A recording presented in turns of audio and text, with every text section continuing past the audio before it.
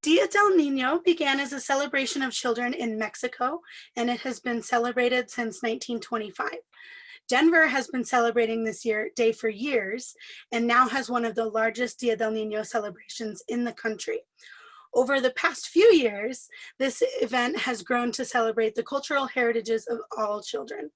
Typically, the Clyfford Still Museum joins other cultural organizations in our area to host performances, workshops, and a free day of celebration, art, and creativity. This year, even though we cannot host the event at the museum, we wanted to bring you an opportunity to celebrate your identity and family, and we are thrilled to present this symbol workshop facilitated by Adolfo Romero. To participate in this workshop, all you will need is a drawing tool and some paper, and you're welcome to use additional materials if you have them. So Adolfo Romero is a Chilean artist, musician, and poet. His artwork explores the connections between the human psyche, its origins and histories, and it awakens the realization that we as human beings are both unique and at the same time alike. By documenting individual and collective human experience, Adolfo's work suggests that the act of self-discovery is rooted in archetypes of our collective unconscious, and there's always a connection between individual and collective existence. Thank you for joining us today, Adolfo. I will turn it over to you. Okay, thank you, Emily. Hello, everyone. I'm very excited about this. Thank you for joining us.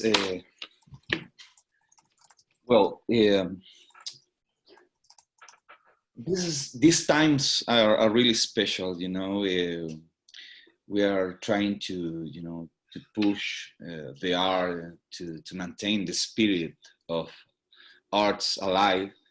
So I'm really grateful that Clyfford Still Museum they are still doing this possible. So they are making this possible. And well, I'm gonna tell you some things before start with the drawings. And one important thing is about this workshop is everyone has to participate. Ideally, take up a pencil. You need probably a pencil and just a piece of paper, nothing else. If you want to color your drawing, it's okay, will be good. It is important because I want to make this activity based on the experience. So that is the best way to assimilate something. So I'm gonna start right now with trying to explain what is a symbol in a simple way. Okay, a symbol is a sensitive, nonverbal representation of a complex idea. Said in a simple way, it is a thing that represents an idea or a concept. It is a thing that represents or stems something else, especially a material object representing something abstract. And what's crazy, we are surrounded by symbols everywhere. We use them daily without realizing it many times. Symbols are the basis of our communication. So a symbol can be anything, but it must have a meaning. Meaning is an essential part, otherwise it ceases to be a symbol. And I say that a symbol can be many things with the following examples. Probably the first use of symbols in humans was to use gestures and rituals as a symbol of communication and expression. For example, your hand in this position. Can we turn to me? When you do this, it's a gesture. That's a symbol of to say I'm okay, to say yes. And this symbol with a hand could be something to say no. Also, when you are when you are talking and you do just like this, I'm talking from my heart, you use the hands, your body. Probably that was the first, use for symbols. And let's start with the first. Okay, colors. For example, even colors can symbolize something depending on the culture. For example, red is usually associated with passion, strength. The white is associated for the peace, the purity. Black, for example, symbolize mourning in our culture. Today, green also is used by the feminist movement. So colors could be, a part of the color itself. It could be a meaning.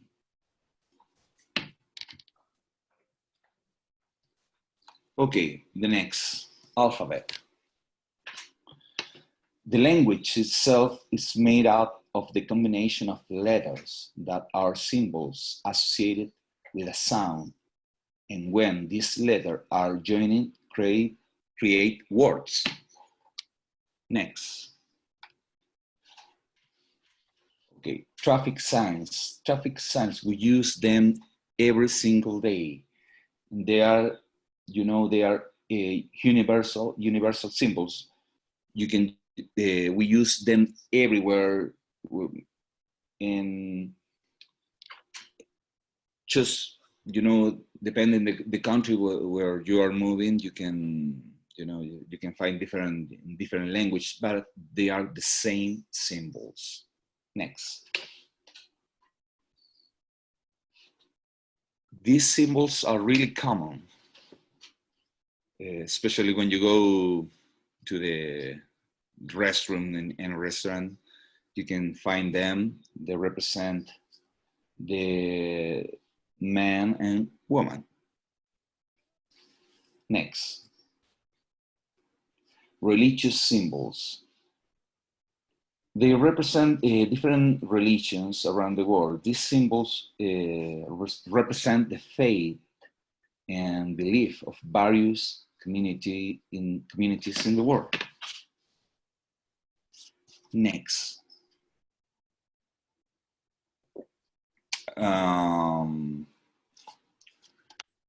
Well, these are the Egyptian ideographies. They used to write their language in that way with icons.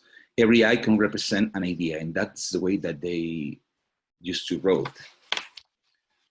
Okay, next. Okay, falcon. That symbol is called Horus. Horus in the ancient Egyptian religion, it was a god in the form of a falcon whose right eye was the sun or morning star, representing power and the keenth sense. This eye aside also is very common. You can see it in the dollar, for example. Is the all-seeing eye. Next. Okay, here we have several Egyptian symbols. Every single figure that you're seeing represents something. Okay, next.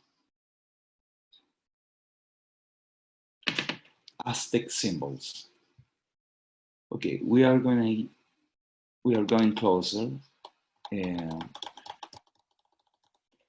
If you can see, in this, all the symbols are from the Aztec culture, and they represent different things. Can you see the animals are present?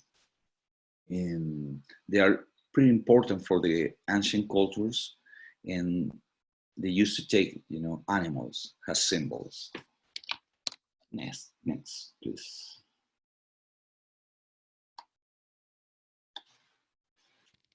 This is the hummingbird. It's a unique species in our continent, and the indigenous people, they took as a sacred bird. In both hemispheres, in North America, South America, Central America, hummingbirds are present, are a really beautiful bird, and indigenous people, they took this as a symbol. Next. For example, these are the Nazca lines. For the Inca culture, the hummingbird, it's a carrier of life. There are legends that this bird brought water for the survival of people during the great drought. Next, in the ancient Mexico, hummingbirds were considered sacred and associated with royalty and warriors. The Aztec god Huitzilopochtli, patron god of the Aztec capital Tenochtitlan, had the hummingbird had his divine animal and was sometimes depicted in the hummingbird formed in a traditional Aztec art. In some Mexican tribes today, hummingbirds are believed to be messengers from the afterworld or manifestation of a dead person's spirit. That's important to know. Usually, hummingbirds, they symbolize a messenger from the afterworld and this world. Next. This is a Hopi doll. In legends, hummingbird is often portrayed as a healer or as a spirit being who helps people in need. So those were three examples of how we use the hummingbird as a symbol. Finally, in many cultures, we have animals as representation of the gods and mythological animals. Can you show the other ones, please? For example, that when you see this, you can think, okay, snakes, but it's blended with human form. And the head has a special way for the tongue, so you can think, you can guess any idea about what is trying to express this symbol. It's like somebody say poison things. Okay, next. The Minotaur. Those examples, specifically with the mythological legends, you have different, combinations of animal and human. Next.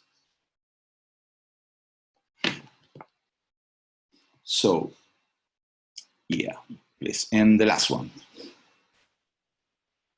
the Sphinx. Okay, the Sphinx. That is important.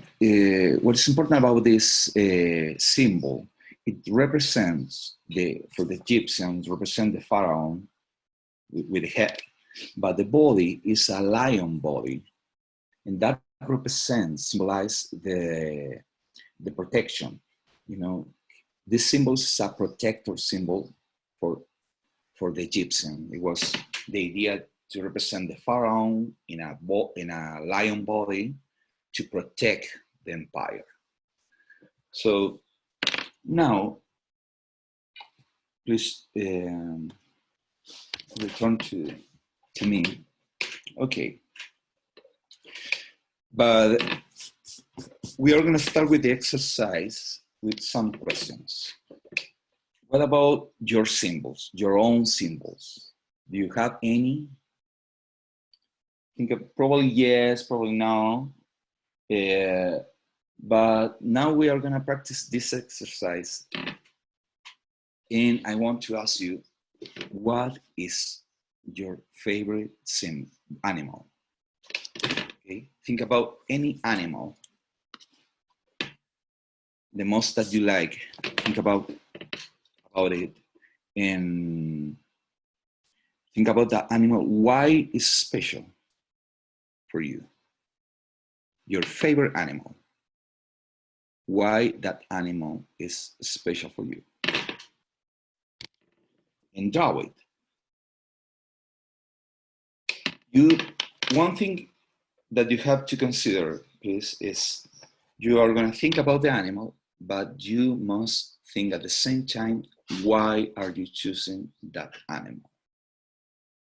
Otherwise, it's not going to be complete. So take your time, think about the animal that you would like to be even. For example, I like cats. I love cats, but also I love birds. And also, if you want, you may blend them. You can choose more than one and blend it. Just think about one animal, your favorite one, that animal that you feel admiration. And let's start. When you're done with the animal, please don't forget to think about a little bit about this and try to write probably a couple sentences explaining why did you choose that animal. It is very important. Somebody already finished their project. You can share with your screens. This is mine. It's a mix between cat, human, because you know cats they don't have that posture, but also I would love to have some wings to fly. I love that idea. And I love cats because they are so elegant, and they can walk everywhere. They can be on the roof. They can walk. They can climb trees, and so they are really special. And usually they have a special personality. So in many sense, I really love cats. I drew a scorpion, a jaguar, and a hippo. I even drew the icing of the pictures and a hummingbird. Why did you choose those animals? What is special about them? Tell them about the jaguar. What's special about the jaguar? Well, what's special about the jaguar? You come from the jaguar people Uh-huh. of Panama. I come from the jaguar people of Panama. That is so special. Thank you. Yeah, that was great. I chose a manatee because I think they're really calm and nice animals, and they always seem really peaceful, and I really appreciate that. This is a fox in a grassy area, and I tried to mix it kind of with a cat, but that didn't really work out that well.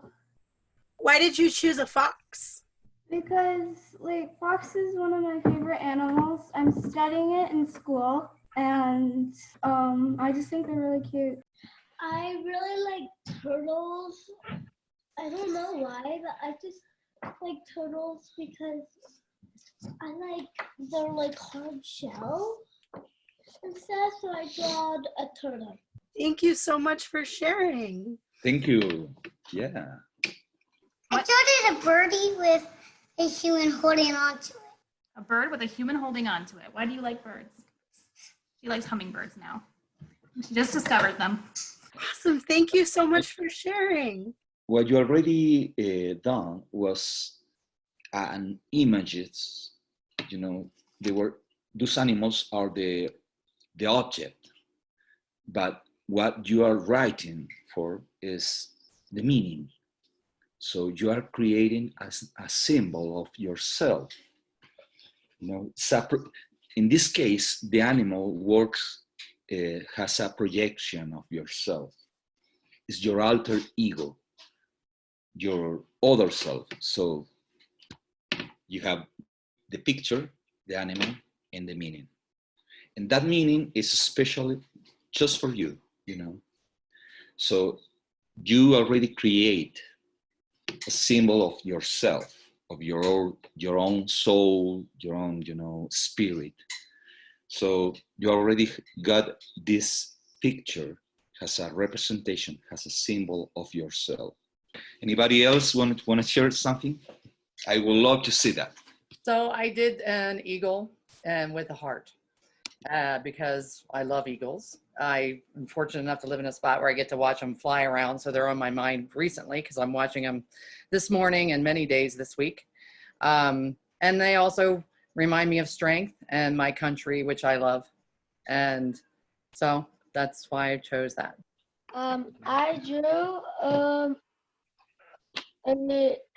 a stick bug, and I think that they're really peaceful because they can hide from their prey, and because they can camouflage with the sticks, and that's why I like them because they're really peaceful too. Congratulations. Thank you for sharing that. I drew this and it's a mermaid, and I like mermaids because They swim they swim and and you swim.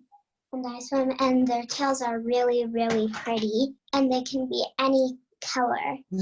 And Mommy drew a cat and an owl because I love how owls sit in trees and watch everything, and they seem so wise and knowledgeable, and the kitties like to roam around and be very sweet and calming, huh? Yeah, so that's us. So I drew a cat. First I started like looking up a picture on the internet, and it kind of looked like a cat human sort of thing right here. And then I just kind of did a little doodle here. I love cats. I have a black cat who is my best friend. He came and joined us he's actually over here behind me now, but he came and joined us for a little bit. But yeah, I love cats just because I feel like they're just so cool to me. Like they do their own thing, but some, they can be really, really lovable. And I really just love snuggling with the cat so much. And yeah, so that's why I chose a cat. Hi, I drew a magpie. Awesome. I think magpies are super graceful and beautiful creatures, and I think that they know a magic that we don't yet understand. So you like that magic. That is part of you. Let me pause. I just saw something from YouTube. Someone is watching on YouTube, and they are making a horse because of its strength, calm, flexibility, and ability to help others while maintaining independence. I love that. Everything that you already told us about that special animal represents some part of you. That is the magical part of this exercise. This animal, you have that animal has part of your spirit, So in this drawing that you already got is a representation of yourself, of your spirit. It's a symbol of your spirit. So that's a way to understand how the symbols works. You need something, an object, an image, a picture, but also you need the meaning. I wanted to share that if you want to keep creating symbols and keep working on this yourself, add some color, add some other things to it, please feel free to. You can share it with the museum. If you're on social media, you can tag the museum at @still_museum on Instagram and Twitter. You can also use the hashtag #StillInspired, and we will see it that way. But I do want to take one more minute again to thank Adolfo so much for his time and his expertise and spending the morning with us, and to thank all of you as well for spending the morning with us. I know that you all have many different things to choose from when looking at virtual programs, and we're so grateful that you've decided to come spend some time with us. To me, this class even is absolutely meaningful, especially during these times. And so let's share them. I encourage you, that is how art works, sharing everything, showing your spirit. And please share your work with us. We're so excited to see it. I hope you enjoy the rest of this beautiful day and continue to create artwork and celebrate your family and your culture. And thank you so much for joining us.